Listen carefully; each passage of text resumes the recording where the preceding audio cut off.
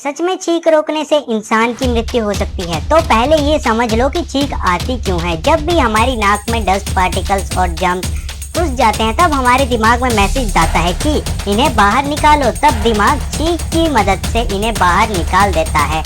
अब देखो, जब भी हमें छींक आती है तो 160 प्रति घंटे की स्पीड से आती है, मतलब इतनी ज़्यादा फोर्स और प्रेशर लगती है।